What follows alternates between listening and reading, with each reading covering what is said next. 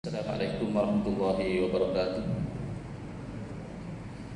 Bismillahirrahmanirrahim. Alhamdulillahirabbil alamin. Wa afdhalus salati wa atammu taslim ala sayyidina Muhammadin wa ala alihi wa sahbihi ajmain.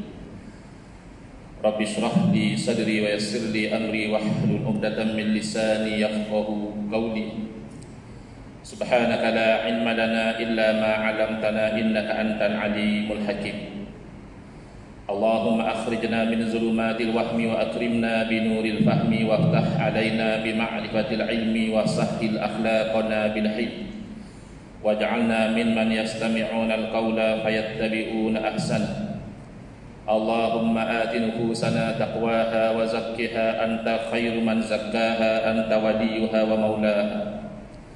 Allahumma arinal haqqa haqqan warzuqna ittiba'ah wa arinal batila batilan warzuqna ijtinabah. Allahumma anfa'na bima 'allamtana wa 'allimna ma yanfa'una wa zidna ilman wa huda amma ba'd. Qala Allah subhanahu wa ta'ala fi Qur'anil Karim wa tlu 'alaihim naba'abnai adama bil haqq idh qarraba qurbanan fatuqabbala min ahadihima wa lam yataqabbal minal akhar qala la aqtulannak qala innama yataqabbalu Allahu minal muttaqin. Shadaqallahul azim. Alhamdulillah, muslimin muslimat, hadirin hadirat yang saya hormati, moga-moga kita semua dirahmati dan diberkati oleh Allah Subhanahu wa taala. Saya Ustaz Engku Ahmad Fadil. Jarang saya perkenalkan nama, cuma tadi dengan announcement macam tukarlah nama lain. Jadi mungkin tersilap sebut atau bagaimana. Saya Engku Ahmad Fadil, berasal dari Terengganu, sudah jadi orang KL, tinggal di Wangsa Maju. Biasa datang singgah sembahyang di Masjid Kota Damansara yang terkenal ni. Masjid yang katanya oren di luar, hijau di dalam. Begitu, wallahu alam. Tapi tak pernah lagi saya berkuliah, dan alhamdulillah pagi ini diberi peluang yang mana insya-Allah kita memfokus kepada makna daripada firman Allah Ta'ala dalam ayat yang saya bacakan tadi, rahsia bagaimana amal ibadah kita diterima oleh Allah Subhanahu Wa Ta'ala. Allah memerintahkan kepada Sayyidina wa Habibina Muhammad SAW untuk mengisahkan kisah dua orang anak Adam dengan sebenarnya, iaitu apabila dua orang anak Adam ini melakukan ibadah kurban. Fatuqabbala min ahadihima, diterima ibadah korban dari salah seorang, walam yataqabbal minal akhar, tapi tidak diterima daripada yang seorang lagi. Lalu Qabil yang ibadah korbannya tidak terima menjadi marah kepada saudaranya, lalu dia berkata la aqtulannak, nescaya aku akan bunuh kamu. Lalu terbitlah daripada saudaranya Habil apa yang sebenarnya rahsia amal ibadah seseorang itu diterima oleh Allah Subhanahu Wa Taala. Kata beliau, innama yataqabbalullahu minal muttaqin. Innama, kalau kita belajar bahasa Arab, itu adatul hasri, menunjukkan eksklusif, hanya senya, yang lain tidak. Hanya yang ini sahaja yang diterima oleh Allah Ta'ala daripada orang-orang yang bertakwa. Kalau begitu kita faham daripada ayat ini, kita itu sembahyang berapa rakaat sekalipun, puasa berapa hari sekalipun, bersedekah banyak mana sekalipun, tidak akan diterima oleh Allah Subhanahu Wa Taala kecuali amal ibadah itu diiringi dengan takwa Allah. At-taqwa hahuna, kata Nabi SAW, takwa itu di sini, di dalam hati. Bukan hanya pada penzahiran, bukan hanya pada pakaian, bukan hanya pada penampilan, bukan hanya pada ucapan, tetapi ada di dalam hati. Sayyidina Ali karramallahu wajhah menerangkan lagi, at-taqwa al-khawfu minal jalil wal amalu bit tanzil war ridha bil qalil wal istidadu li yaumir rahil. Kata Sayyidina Ali radhiyallahu anhu, yang dikatakan takwa itu mengandungi 4 elemen. Elemen yang pertama adalah al-khawfu minal jalil, takut kepada Allah Subhanahu Wa Taala yang maha agung. Bercakap saya takut kepada Allah mudah, tapi menghayati takut kepada Allah tidak akan berlaku, melainkan seseorang itu terlebih dahulu mencapai ma'rifatullah, kenal akan Allah Ta'ala. Pepatah Melayu mengatakan tidak kenal maka tidak cinta. Demikian, tidak kenal kepada Allah tidak akan timbul rasa takut kepada Allah Subhanahu Wa Ta'ala.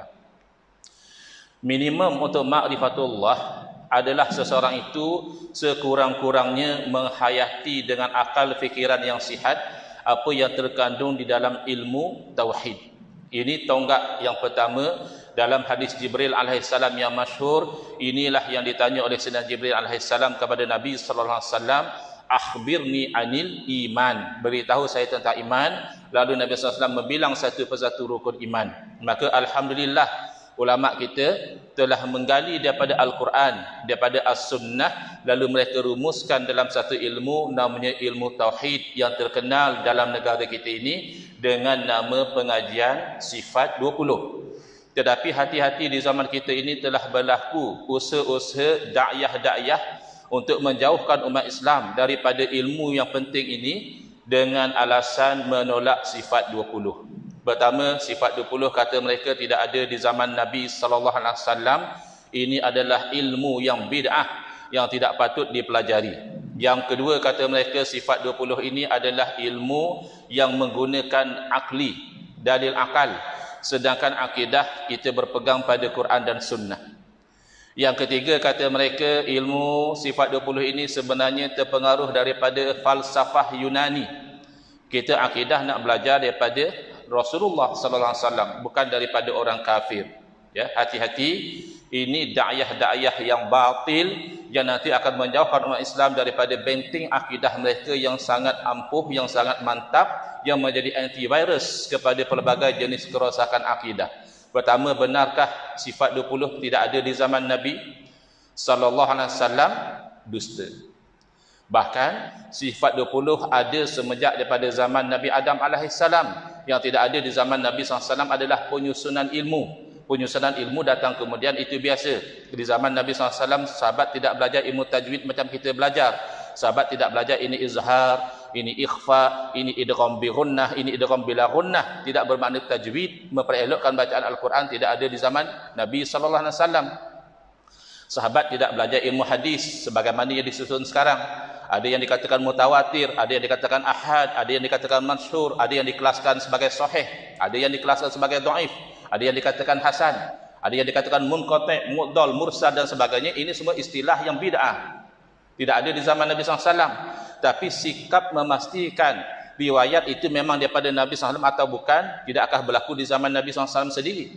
Apabila seorang mengatakan Nabi SAW bersabda begini, sahabat meminta saksi. Sahabat menilai perawi ini bagus atau tidak bagus. Maka penyusunan ilmu tidak menjadikan ilmu itu satu benda yang salah. Kita belajar rukun sembahyang 13 perkara. Pertama, niat. Kedua, berdiri betul. Ketiga, takbiratul ihram. Tidak ada penyusunan rukun sembahyang 13 perkara di zaman Nabi SAW. Tapi adakah sahabat sembahyang tidak ada niat? Adakah sahabat sembahyang tidak berdiri? Adakah sahabat sembahyang tidak takbiratul ihram?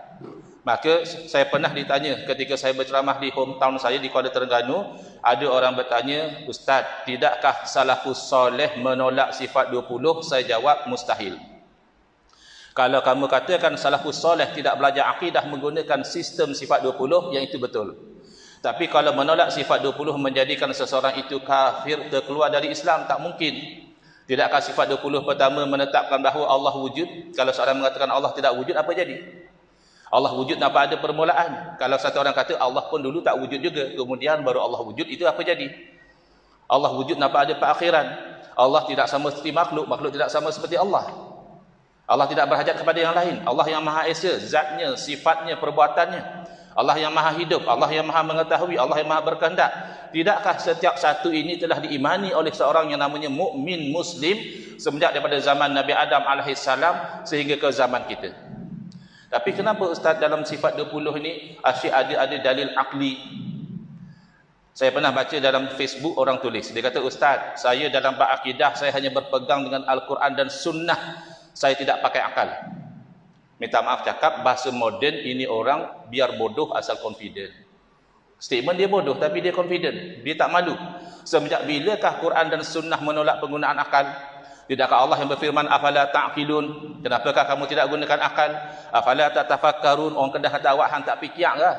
Wa fi anfusikum afala tubsirun? Dalam diri kamu sendiri, kenapakah kamu tidak perhatikan?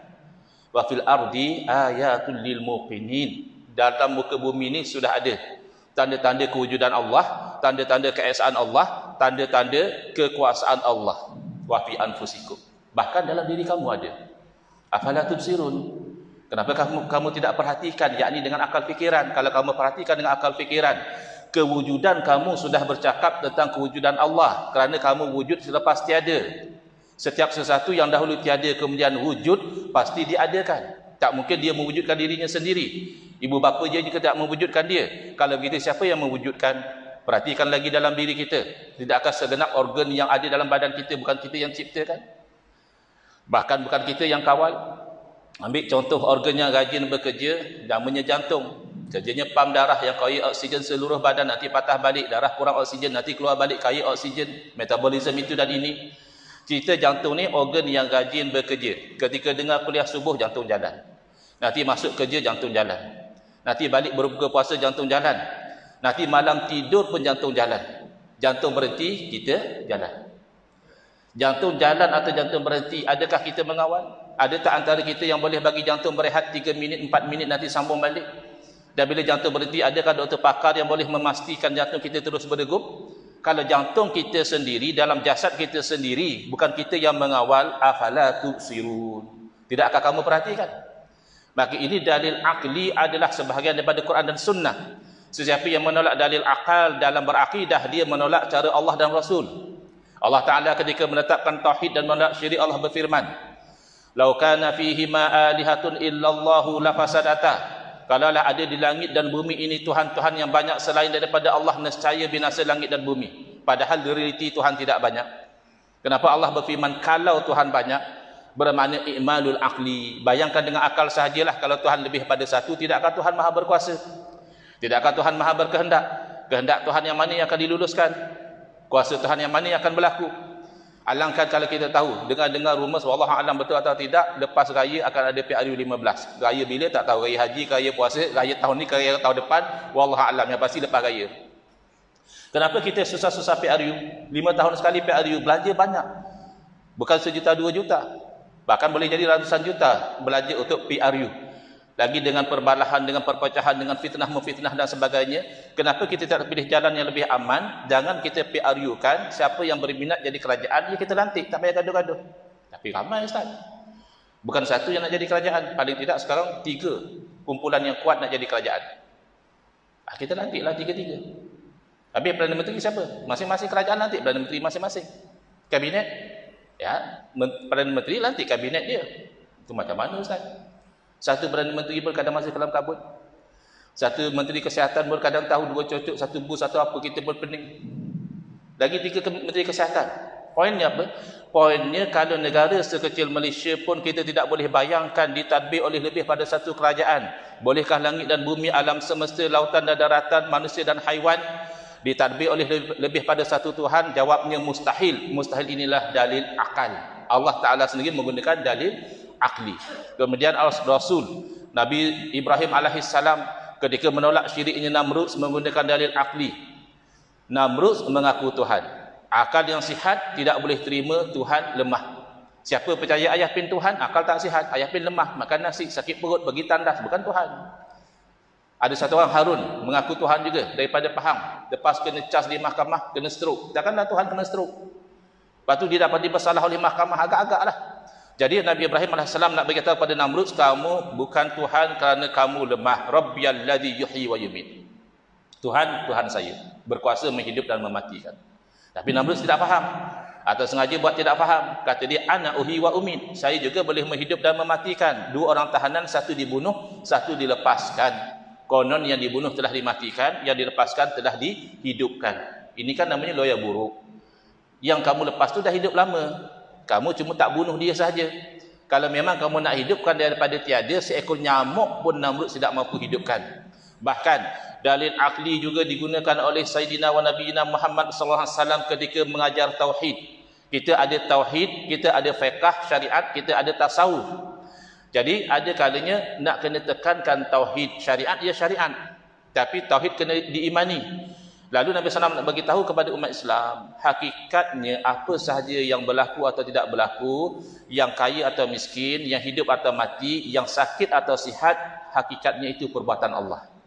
Ulama tauhid panggil wahdaniyatul af'al, mengesakan Allah pada perbuatan. Lalu Nabi SAW bersabda apa? La adwa, tidak ada jangkitan. Habis yang kita sibuk pakai mask, dah tak ada jangkitan, kenapa? Yalah pakai mask itu syariat. Itu asbab, cause and effect. Yang Nabi SAW nak ajar ini adalah hakikat tauhid, penyakit daripada Allah. Lalu ada orang satu Arab Badawi, dia tak berapa faham nak belajar tauhid ini, lalu dia tanya kepada Nabi SAW. Bagus Arab Badawi ini, dia tak faham, dia tanya. Sebahagian ahli masyarakat sekarang, dia tak faham, dia kata ustaz sesat. Sesat ustaz ni, dia kata mengajar tak betul. Jadi Arab Badawi tanya pada Nabi SAW, ya Rasulullah, macam mana tak ada jangkitan? Bila ada beberapa ekor unta yang sihat, melompat sana, melompat sini, masuk satu ekor unta yang berpenyakit, bergaul dengan mereka, artinya yang lain semua berpenyakit. Jadi ada jangkitan. Jadi Nabi SAW dapat tangkap orang Arab Badawi ini masih terikat dengan cause and effect, sebab dan musabab. Yang Nabi nak ajar ni adalah hakikat tauhid. Lalu Nabi SAW bertanya satu soalan yang menggunakan dalil akli. Nabi bertanya kepada Arab Badawi itu, faman a'dal awal. Kalau memang penyakit perlu pada jangkitan, maka siapa yang menjangkit unta yang mula-mula? Kamu kata penyakit mesti dengan berjangkit. Jadi unta ni jangkit daripada unta ni. Unta lagi satu berjangkit pada unta lagi satu. Sampai bila? Inilah ulama tauhid panggil tasalsul. Bersambung-sambung tanpa putus. Ini namanya batil. Jadi kalau begitu kaedah ilmu tauhid, akliyahnya dan nakliyahnya itu sumber daripada Quran dan sunnah, bukan daripada ahli falsafah Yunani. Saya terkejut dengar satu orang ustaz berceramah. Kata dia, kalau tuan-tuan datang masjid, ada ustaz nak buka kitab mengajar sifat 20, tuan ambil kunci motor, start motor, pergi pasar malam. Punya anti kepada pengajian sifat 20, lebih baik pergi pasar malam daripada belajar sifat 20. Kerana apa? Sifat 20 ilmu falsafah Yunani.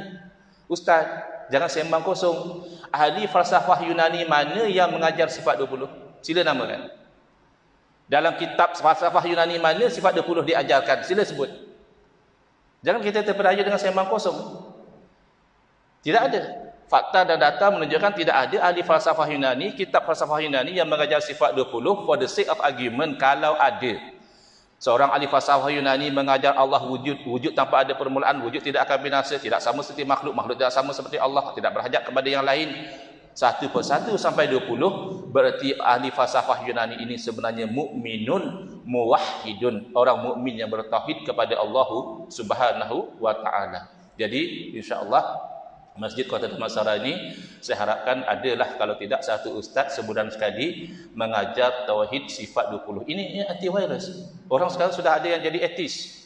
Persatuan Etis Malaysia, Persatuan Etis Melayu dirasa moden. Padahal etism adalah satu bentuk kebodohan. Orang etis dia kata macam mana nak percaya Allah wujud sedangkan tak boleh lihat, sedangkan tak boleh dengar, sedangkan tak boleh pegang. Ini kan satu kebodohan. Tidak semua benda yang wujud boleh dilihat. Udara yang wujud tak boleh lihat. Gelombang radio wujud tapi tidak boleh dilihat. Jadi dia assume sesuatu yang tidak boleh dilihat tidak wujud adalah satu bentuk kebodohan. Tapi dalam ilmu tauhid sifat 20 diajarkan bahawa alam ini berubah-ubah daripada malam kepada siang, daripada muda kepada tua, daripada sihat kepada sakit. Setiap yang berubah-ubah pasti ada yang merubahkan dia. Yang merubahkan dia itu adalah Allah Subhanahu wa taala. Yang kedua kata Sayyidina Ali radhiyallahu anhu, daripada elemen takwa adalah al-amalu bitanzil, beramal dengan apa yang diturunkan oleh Allah Subhanahu wa taala. Ya, ini senang-senang dislogankan. Ya, kita berpegang dengan Quran dan sunnah mengikut manhaj salaful ummah. Ya, berpegang dengan Quran dan sunnah mengikut generasi salaf. Slogan yang benar. Bagaimana kita nak praktikkan slogan ini? Baik. Secara praktikal, kita mengamalkan Al-Quran dan Sunnah adalah dengan kita itu memilih salah satu daripada 4 mazhab yang muktabar, kita mengaji, kita mahirkan dan kita amalkan. Tadi kata amal Quran Sunnah ni suruh ikut mazhab pula. Ni macam mana Ustaz? Mazhab-mazhab ni bukan ada zaman Nabi SAW. Nabi tak suruh kita ikut mazhab. Yang penting kita ikut Quran dan Sunnah. Baik, ini kekeliruan yang berleluasa di zaman kita sekarang. Pertama dia kata mazhab tidak ada di zaman Nabi SAW. Kita katakan kalau kamu bayangkan mazhab itu adalah Hanafi, Maliki, Syafi'i, Hambali, ia belum ada. Tapi mazhab sebagai satu konsep diiktiraf oleh Nabi SAW. Apa makna mazhab? Daripada perkataan bahasa Arab, zahaba yazhabu, pergi. Mazhab dia tempat pergi. Zahaba yazhabu juga bermakna berpandangan. Mazhab maknanya pandangan. Di zaman Nabi SAW, 2 orang sahabat yang nak solat tidak ada air, beramal dengan dalil Al-Quran, tayamum solat. Lepas tu jumpa air waktu masih ada. Dalil tak jelas. Kena ulang atau tak kena ulang solat. Lalu satu orang sahabat ulang solat, satu lagi tidak ulang. Bila berjumpa dengan Nabi SAW, Nabi bersabda yang tidak ulang solat, solat hanya satu kali, asabtas sunnah. Yang kamu buat tu kena dengan cara sunnah. Adakah Nabi SAW bersabda kepada seorang lagi, fa'altal bid'ah? Kamu buat benda bid'ah? Tidak. Nabi SAW bersabda, walakal ajru marratani, dan bagi kamu pahala 2 kali. Berarti Nabi SAW meraihkan perbezaan pandangan, ini namanya mazhab. Dan mazhab ini natijah daripada ikut Quran dan sunnah. Siapa yang mengatakan ikut Quran sunnah jangan ikut mazhab, dia benar-benar tak faham bagaimana terjadinya mazhab. Bila ulama pergi pada Quran dan sunnah, akan berlaku salah satu dari 2. Sama ada ulama faham dengan kefahaman yang sama, berfatwa dengan fatwa yang sama, berlakulah apa yang dinamakan ijma'. Ijma', konsensus, wajib ikut. Ulama dah sepakat. Kemungkinan yang kedua, ulama pergi pada Quran dan sunnah, ulama ni faham begini, ulama seorang lagi faham lain, ini namanya khilaf. Setiap pandangan dalam khilaf inilah namanya mazhab. Kalau kamu kata ikut Quran sunnah jangan ikut mazhab, ini percakapan yang tidak bijak. Ambil contoh, perempuan kalau diceraikan oleh suami tidak boleh terus bernikah dengan orang lain, kena tunggu habis iddah terlebih dahulu. Lama mana iddah perempuan? Dalam Quran jelas. Allah berfirman, wal mutallaqatu yatarabbasna bi anfusihinna salasata quru. Orang perempuan kalau dicerai oleh suami, hendaklah dia itu beriddah selama 3 quru. Maka ijma' ulama, iddah perempuan yang merdeka yang bukan hamba sahaya 3 kali quru. Ijma', tidak ada yang kata 2. Tidak ada yang kata 4. Tetapi quru apa maknanya? Quru perkataan bahasa Arab ada 2 makna. Satu maknanya haid, satu lagi maknanya suci daripada haid. Yang mana satu yang dikehendaki dalam ayat? Haid atau suci? Maka ulama terpaksa rujuk ayat Quran lain. Kerana ayat Quran sesama ayat Quran saling tafsir, menafsirkan. Ulama rujuk pada hadis-hadis Nabi sallallahu alaihi wasallam yang berkaitan. Kerana salah satu fungsi hadis menerangkan makna Al-Quran. Ulama rujuk kepada kaedah bahasa Arab. Kerana Al-Quran dalam bahasa Arab. Natijah daripada melakukan usaha-usaha ini, ulama dalam mazhab Hanafi memahami quru maknanya haid, keluar fatwa 3 kali haid sudah habis iddah.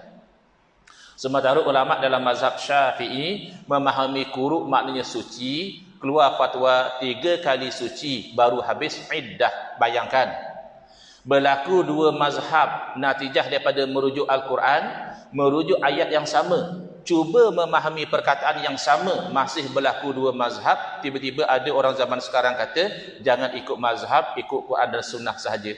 Betul-betul gagal faham. Bahkan ada yang berkata Nabi SAW dahulu solat ikut mazhab mana?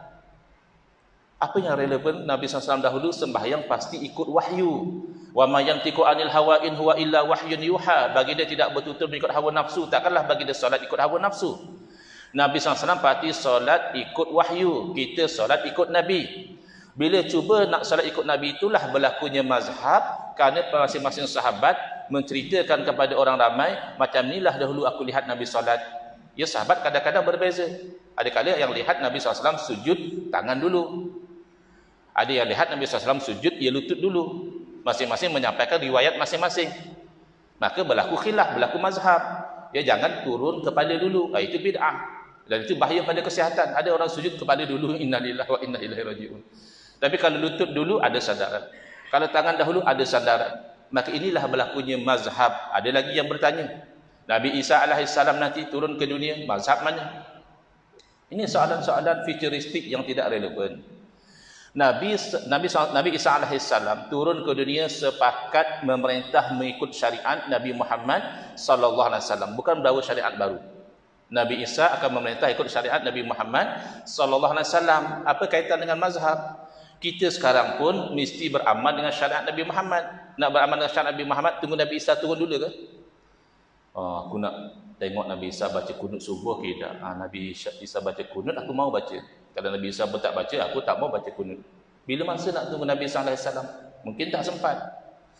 Maka beramal dengan syariat Nabi Muhammad SAW untuk umat Islam adalah merujuk kepada Quran, sunnah, ijma', qiyas dan sumber-sumber hukum yang lain, tetapi oleh kerana dalil ada kalanya berbeza penilaian, berbeza kefahaman, masih lagi berlaku mazhab. Insya-Allah mazhab mana yang kita ikut daripada 4 mazhab ini, itu ikut Nabi, kerana inilah 4 mazhab yang sanad masih bersambung kepada Nabi sallallahu alaihi wasallam. Mazhab yang lain takdir Allah telah pupus. Beza ya, orang zaman dahulu ada yang Allah berikan keluasan, kecerdasan fikiran, dia mahir 4 mazhab.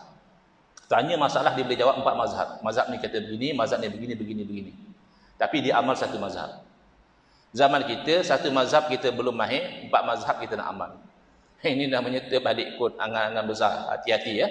Jadi kita nak pastikan, pertama, yang kita nak jadikan dia itu sebagai teman rapat kita, sebagai pembantu orang kepercayaan kita, pemimpin kita, pastikan akidahnya akidah ahli sunnati wal jamaah. Jangan ambil orang-orang yang akidahnya menyeleweng, Syiah kah, Wahabi kah, liberal kah, tolak tepi. Ini orang kalau diangkat merosakkan. Yang kedua, pastikan fiqahnya fiqah yang bermazhab, yang bercacah merebak ikut ijtihad sendiri. Ini orang yang melakukan perkara yang batil kerana ijtihad daripada orang yang tidak penuhi syarat mustahid, itu ijtihad yang batal. Ini orang kita nak angkat jadi pemimpin, dia ada rule dia ada law dia yang diikut, yang khazanah sudah ribuan tahun didevelop oleh pakar-pakar. Yang ketiga, kata Sayyidina Ali radhiyallahu anhu, ar-ridha bil qalil. Hendaklah orang itu redha dengan kurniaan Allah walaupun sedikit. Ini perlu kepada ilmu yang ketiga, namanya ilmu tasawuf. Dalam bahasa hadis disebut al-ihsan, an ta'budallaha ka'annaka tarahu fa illam takun tarahu fa innahu yarak. Ihsan itu bahawa kamu menyembah Allah seumpama kamu lihat Allah. Kalaupun kamu tidak lihat Allah, sesungguhnya Allah melihat kamu. Secara jujur, level nombor 2 itu pun kita masih gagal. Bukan masa kita berniaga, bukan masa kita bekerja, bahkan masa kita solat pun kita tidak merasa Allah melihat kita. Maka untuk merealisasikan konsep Allah melihat kita, muraqabah sentiasa kita rasa Allah melihat kita, yang dikatakan turun naik nafas tidak sunyi daripada zikrullah itulah, maka orang-orang Islam dahulu itu bertarikat, berzikir, bermunajat, bertaubat. Tinggal lagi di zaman kita ini ada juga ajaran-ajaran sesat yang bertopeng atas nama tasawuf dan tarikat. Ini kena hati-hati. Ini merujuk kepada pakar. Ada pakar tasawuf Jakim, ada juga Sah Turuk Sufiah Negeri Sembilan. Ya, kena rujuk kalau bab tasawuf ni, kerana tidak semua ahli sufi sebenar. Beramai juga yang mutasawwifah, yang berlagak ahli sufi tapi membawa ajaran yang batil. Tapi sufi yang sebenar tidak akan melanggar syariat. Kerana apa? Kerana tujuan tasawuf adalah nak dapat ridha Allah. Adakah dapat ridha Allah dengan cara tak solat? Adakah dapat ridha Allah dengan cara buat maksiat? Tak mungkin. Bahkan ahli sufi dia sepatutnya lebih lagi daripada ahli fiqh. Kalau fiqh ialah wajib-wajib, okeylah. Sufi yang sunat pun dia tidak mau tinggal. Fiqh ialah haram-haram kita tinggal. Sufi yang makruh pun dia tak mau. Itu baru sufi yang sebenar. Jadi kalau sudah ada tasawuf tadi, bersihkan hati daripada mazmumah, baru perjuangan itu jadi mantap. Kalau tidak, nanti kita tersilau dengan jawatan, kita tersilau dengan habuan, kita tersilau dengan pujian.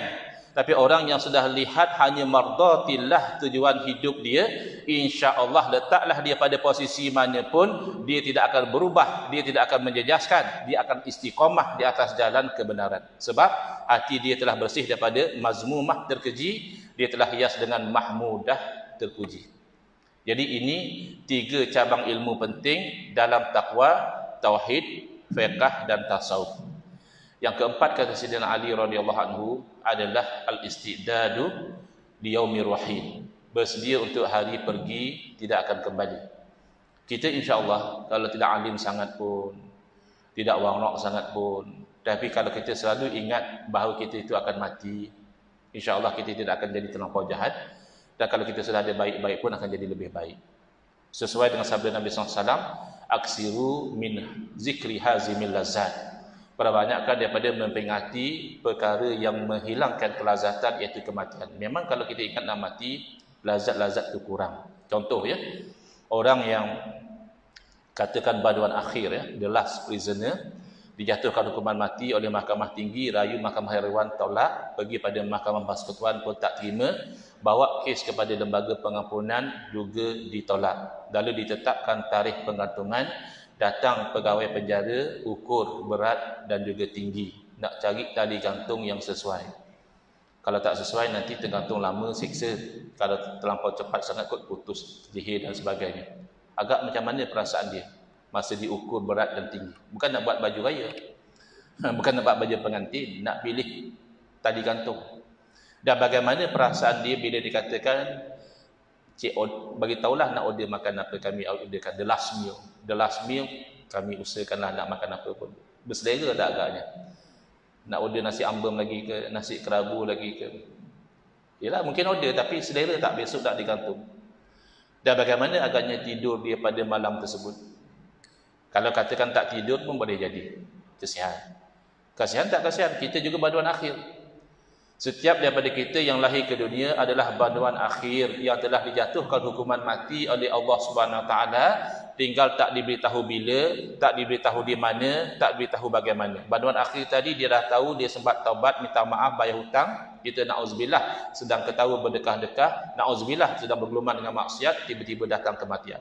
Saya tutupkan tazkirah ini dengan satu kisah untuk pengajaran. Lama tahun dahulu, saya pergi ke satu ladang di Gombak untuk tempah kambing akikah anak perempuan, seekor kambing. Jadi saya datang ke ladang, saya pilih kambing ni. Lalu dia ambil cat, spray merah, dia cat pada badan kambing, tanda orang dah booking. Hari yang dijanjikan saya datang untuk sembelih kambing, penjaga ladang bagi tahu, dia kata, bang, kita baru dapat stok baru. Kalau abang mau tambah duit sedikit, boleh dapat kambing yang lebih bagus, dagingnya lebih banyak. Saya kata okey juga. Saya tak jadi beli yang tu, saya beli kambing baru dan sembelih. Lepas sembelih kambing tu, nampak kambing yang ada cat merah tu. Lompat sana, lompat sini. Saya cakap kat penjaga ladang, panjang umur lagi kambing ni. Patut giliran dia lah begitu. Panjang umur lagi. Dia kata, bang, kambing kat sini, tunggu mati ya. Tak kena sembelih hari ni, ya besok. Tak besok, minggu depan. Memang kambing untuk disembelih. Saya pula terfikir, saya kata macam tu sama macam kita kat dunia ni. Kita atas dunia ni macam kambing dalam kandang je. Ada antara kita yang santai, relax pagi ni, naik dah spray merah dah. Abang Haji petang ni nak ambil. Yang tuan ni besok kita ambil dia. Dah spray dah, cap merah kita yang tak perasan.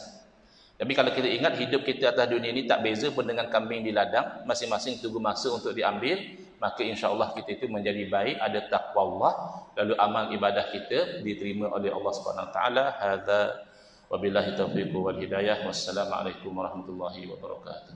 Bismillahirrahmanirrahim. Alhamdulillahirabbil alamin wassalatu wassalamu ala sayidina Muhammadin wa ala alihi wa sahbihi ajmain. Allahumma shrah sudurana wa ahsin akhlaqana wa azim ujurana wa nawwir qulubana bi nuri hidayatika kama nataqadda bi nuri syamsika abadan abada bi rahmatika ya arhamar rahimin. Walhamdulillahirabbil alamin. Amin ya rabbal alamin. Wal afu minkum.